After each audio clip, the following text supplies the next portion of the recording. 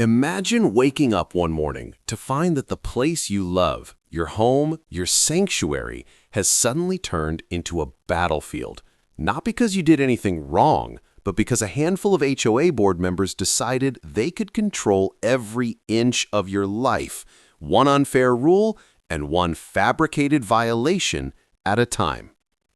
This is the story of a homeowner who refused to bow to intimidation, who stood her ground against harassment, weapons-grade pettiness, and an HOA so out of control it nearly destroyed itself.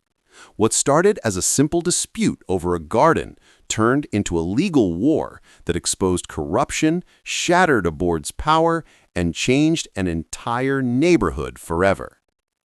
If you've ever wondered just how far an HOA will go when someone tells them no, buckle up, because this story goes further.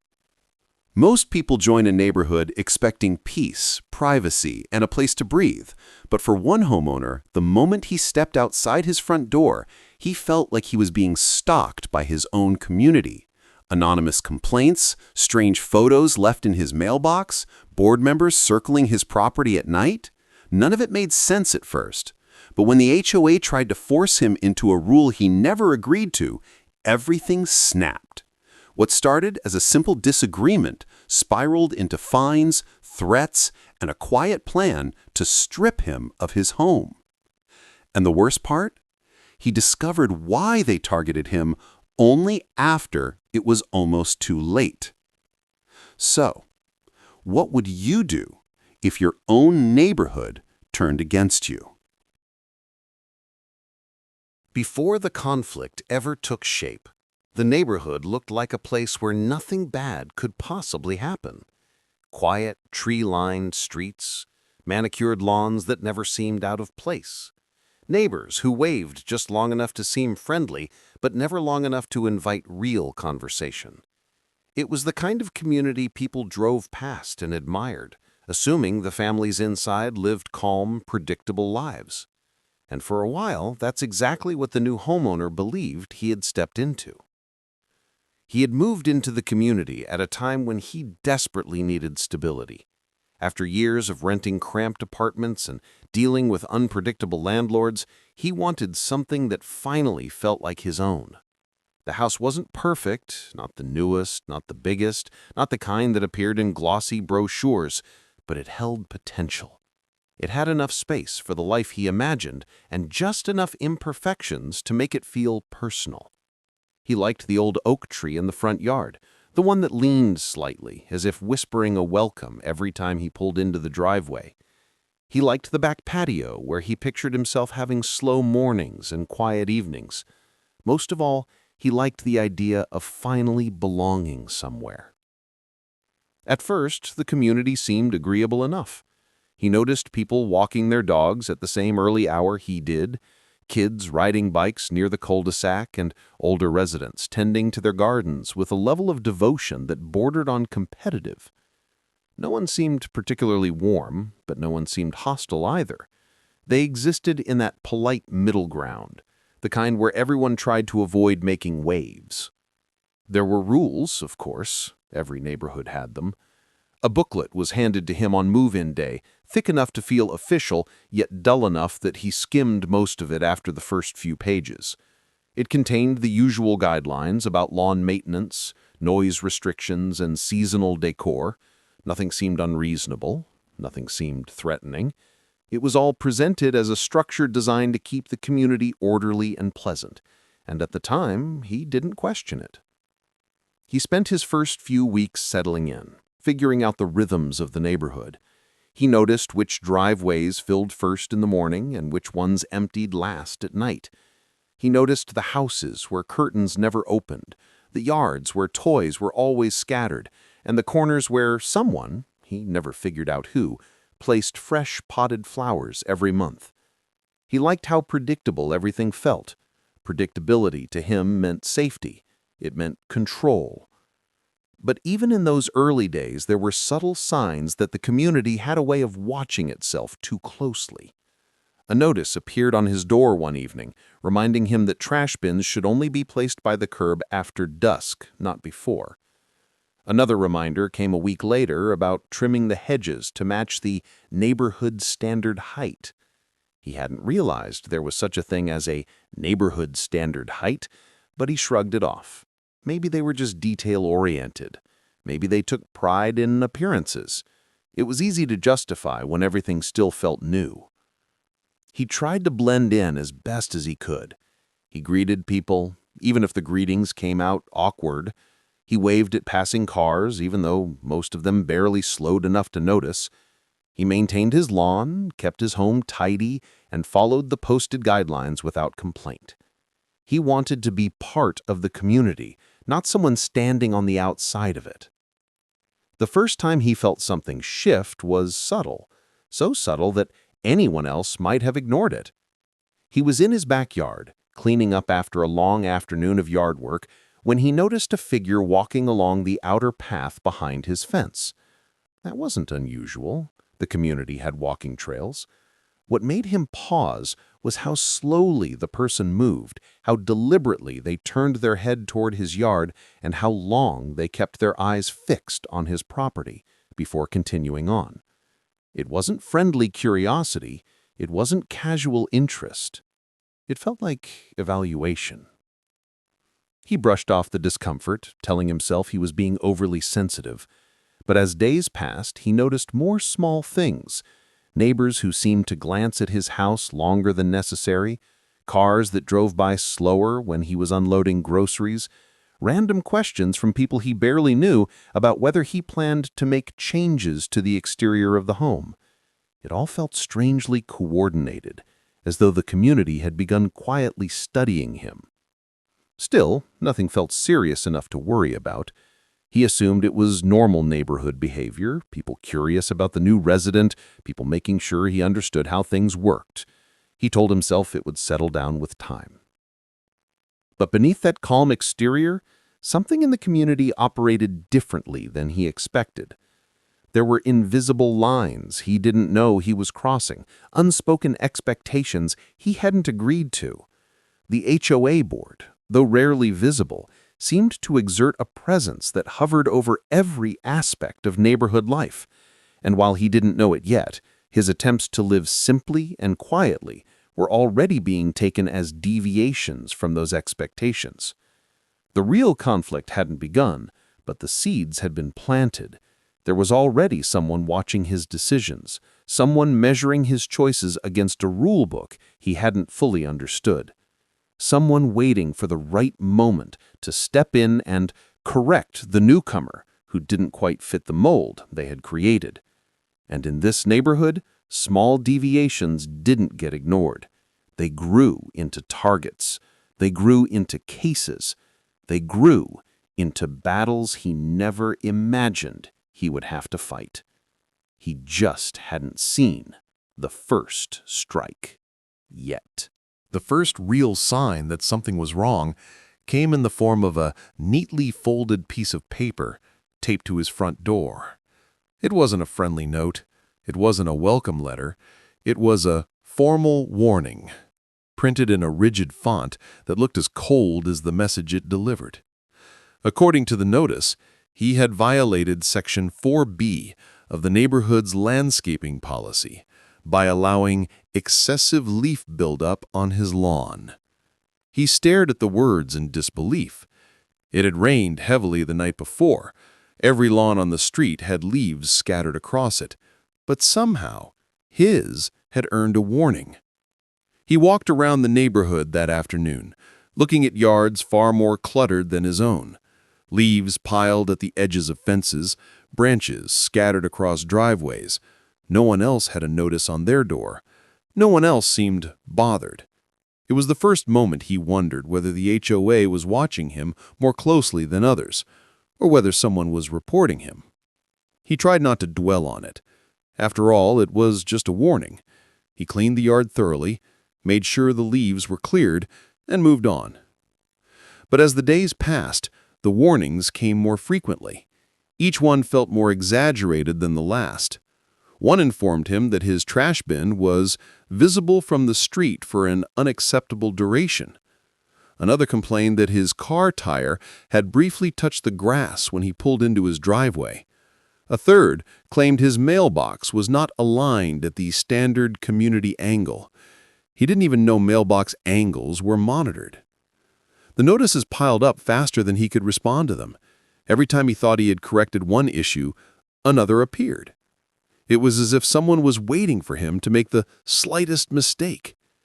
He considered calling the HOA office, but he quickly realized something disturbing. There was no office. The address listed on the letters led to a P.O. box.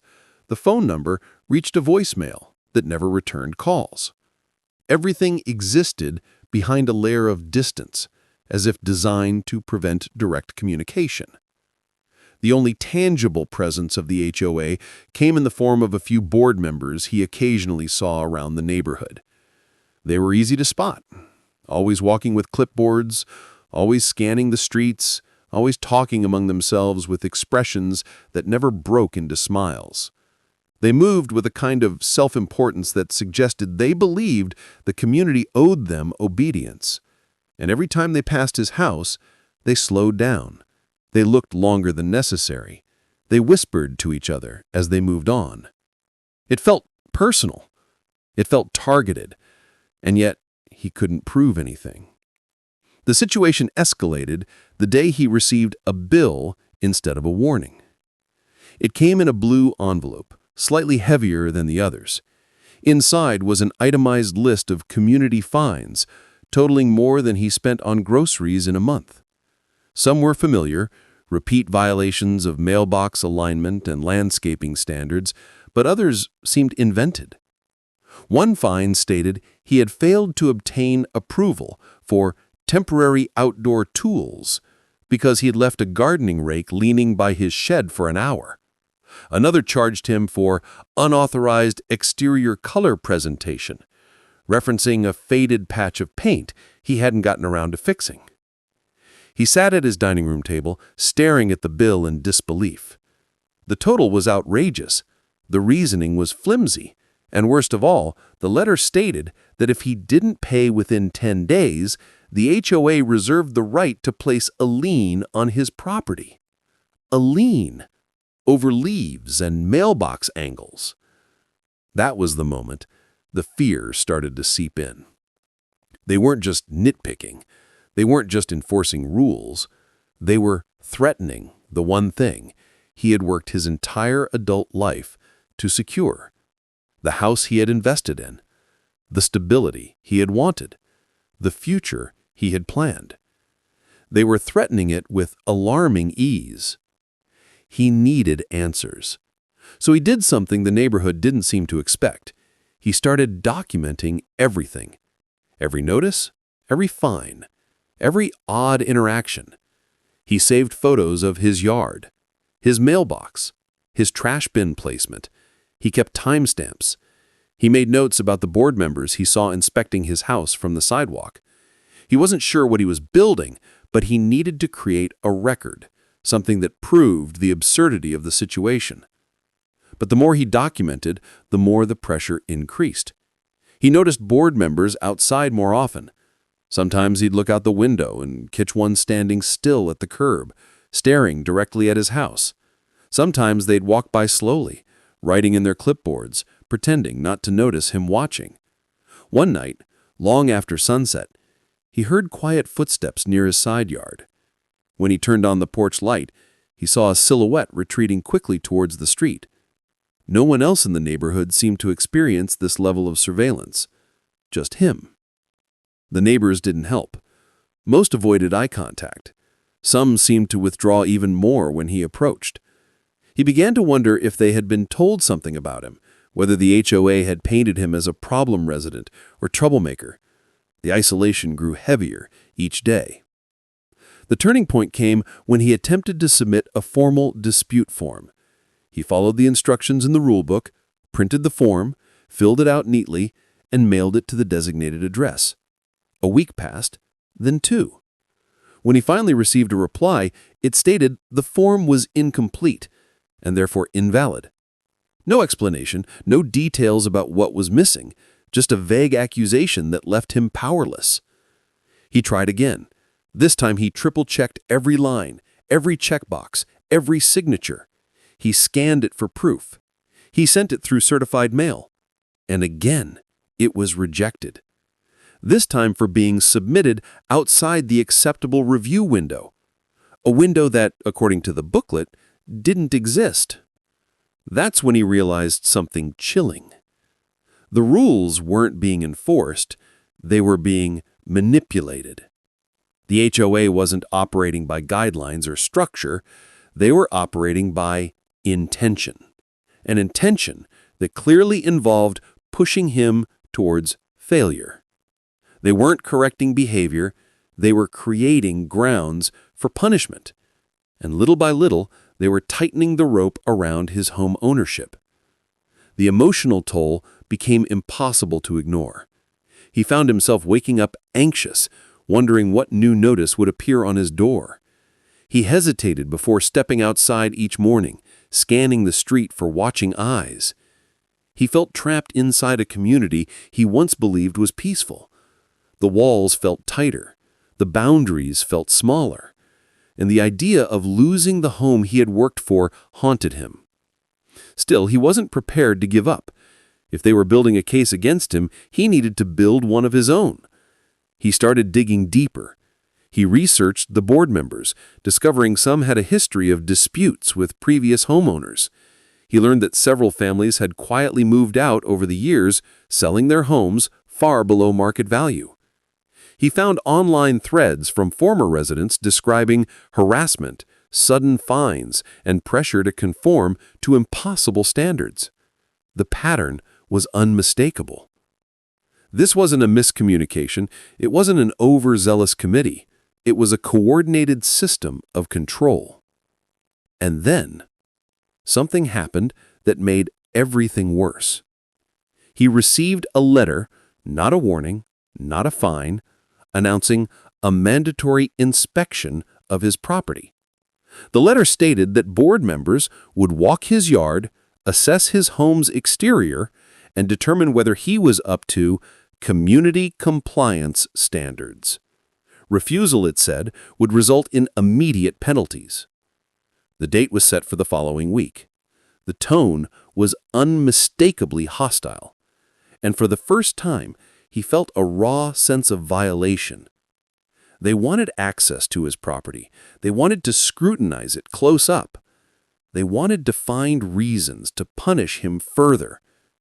He considered refusing, but the threat of consequences loomed too large. Instead, he prepared meticulously. He cleaned every inch of his yard. He repaired small issues. He documented everything before they arrived. But the inspection wasn't fair. The board members walked slowly, whispering to each other, pointing at parts of his home he knew were perfectly fine. Their faces stayed hard and unreadable. When it was over, they offered no comments.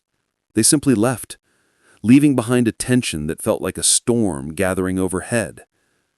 2 days later, he received the results. A list of violations so long and ridiculous it seemed almost comical. They criticized the spacing of his garden stones, the visibility of his front doormat, the width of the gap beneath his fence. They even listed unapproved air circulation vents, something that had been part of the house long before he moved in. The total fines exceeded anything he could hope to pay. The letter ended with a line that froze his blood. Failure to resolve these issues may result in legal action, including the potential seizure of property. That was it. The breaking point. The fear that had been simmering inside him for weeks ignited into something new. When the truth finally surfaced, it didn't arrive with a dramatic confession or a sudden revelation. It came quietly, almost unnoticed, through a series of documents he never should have seen, but that fate, persistence, and timing placed directly into his hands. What he uncovered wasn't just a mistake or a misunderstanding. It was a blueprint, a calculated scheme, a method the HOA board had been using for years to push certain homeowners out, especially those whose properties sat in locations the board considered strategically beneficial. His home, as it turned out, was one of them. Hidden behind the language of community standards and property compliance was a far more profitable motive. Developers had been trying to purchase land in the neighborhood for years, hoping to build additional luxury units or expand amenities that would increase the value of the surrounding homes. Most residents refused to sell, clinging to their properties, unwilling to give up their space for another pool or renovation. But the board had found a workaround: target one homeowner at a time, drown them in fines and harassment, and make their lives so unbearable that selling or surrendering their property became a relief rather than a loss. His property, positioned near the outer edge of the neighborhood, happened to sit on a small but valuable strip of land that developers desperately wanted. The HOA had attempted this process with the previous owner, an elderly woman who, according to public records, had vacated her home after repeated code violations and liens. It was a slow push that went unnoticed by most neighbors. They assumed she simply moved on with her life. In reality, she had been pushed out quietly, and the board nearly secured the property at a fraction of its market value. He was the next target. Learning this reshaped everything. It didn't erase the fear, but it gave the chaos a sense of structure. The absurd fines weren't random. The surveillance wasn't paranoia. The constant rejection of his dispute forms wasn't incompetence. It was all part of the pressure system, one designed to corral him into submission. But unlike the previous homeowner, he had something the HOA hadn't expected: proof. He had photos, timestamps, certified mail receipts, rejected forms, witness logs, and documentation of every violation they fabricated. He had evidence of their harassment, their selective enforcement, their threats, and their attempts to access his property under false pretenses. Most importantly, he had the internal records he'd uncovered, records that outlined their real motive, right down to property acquisition notes and developer proposals. With everything he had collected, he reached out to an attorney who specialized in property rights and HOA abuse. He expected skepticism. He expected to be dismissed or told the case was too complicated. Instead, he found someone who recognized the pattern instantly. A pattern seen in communities across the country where power went unchecked and boards operated more like small governments than volunteer committees. For the first time in months, he felt something he hadn't felt in a long time: hope. His attorney helped him organize the evidence into a structured timeline, each piece strengthening the last. They prepared to confront the HOA not with anger, but with precision. Every photograph, every document, every recorded interaction became a thread that, when pulled together, formed a rope strong enough to withstand the board's tactics. The meeting didn't take place at his home or in the HOA office because there was no office. It happened in a neutral space, a rented conference room reserved by his attorney. The board members arrived looking confident, perhaps even smug, expecting to intimidate him into negotiation or retreat. What they didn't expect was to be met with a table of evidence, a legal representative, and a clear warning that their actions had crossed far beyond acceptable boundaries. By the time the meeting ended, the board understood the gravity of their situation. If he pursued legal action, the consequences would be severe. They faced potential civil penalties, personal liability, and the possibility of being dissolved as an organization entirely. Everything they had built, every false fine, every manipulated rule, every attempt to strong-arm homeowners stood exposed. He didn't ask for revenge. He didn't ask for punishment. He asked for fairness. And fairness, in this case, meant a full withdrawal of all pending fines, a removal of every fabricated violation, and a written guarantee that the HOA would cease their harassment immediately. It also included a stipulation that the board undergo external auditing and policy review, conditions his attorney insisted on to ensure future homeowners were protected from the same treatment. The board agreed. They had no choice. The weight of the evidence crushed any hope of resistance. But the story didn't end there. As the legal dust settled, word began to spread quietly among the neighbors. Not publicly, no one dared to mention it openly, but whispers traveled from house to house. People who once avoided eye contact now looked at him differently. Some seemed apologetic. Others seemed relieved, as if his stand had saved them from battles they might face next. A few even slipped handwritten notes into his mailbox, thanking him for pushing back against the HOA's intimidation. He didn't need their thanks. He didn't even expect them. But each note, each gesture, chipped away at the isolation he had felt for so long. The neighborhood wasn't full of villains. It was full of people who had grown accustomed to silence, people who didn't believe they could fight back. Life didn't instantly return to normal. There was a lingering tension in the air, a sense of change that took time to settle. The board members avoided him entirely, disappearing from their daily patrols. The warnings stopped. The surveillance ended. For the first time since moving in, he could step outside without feeling watched. But the emotional aftermath remained. Fear doesn't vanish overnight. Anxiety doesn't dissolve just because a threat disappears. For months, he felt himself bracing for another notice on his door, another violation, another attempt to undermine his home. But slowly, as each week passed without incident, the neighborhood regained some of the peace he once thought it promised. He began repairing the parts of his life that the HOA had disrupted.